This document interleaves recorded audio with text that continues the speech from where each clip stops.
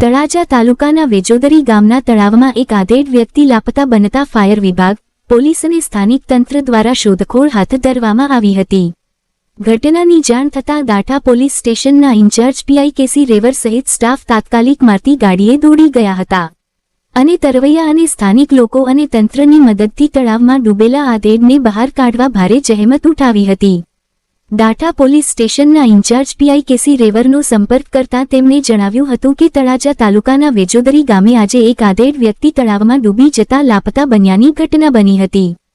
ફુલાભાઈ બાલાભાઈ ધાપા તળાવમાં ડૂબી ગયા હોવાનું જાણવા મળતા ટીમ સાથે ઘટના સ્થળે પહોંચી તળાવમાંથી બહાર કાઢવા ભારે જહેમત ઉઠાવી હતી અને આધેડની લાશ મળતા વિસ્તારમાં ચિંતા ફેલાઈ ગઈ. લાશને બહાર કાઢી તળાજા પીએમ અર્થ ખસેડી તપાસ હાથ ધરી હતી.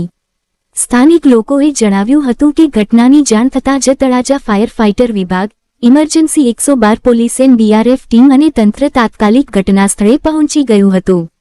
ટીમ દ્વારા તળાવમાં સઘન શોધખોળ શરૂ કરવામાં આવી હતી. ભારે શોધખોળ બાદ લાશ મળી આવતા ભારે શોક છવાયો હતો.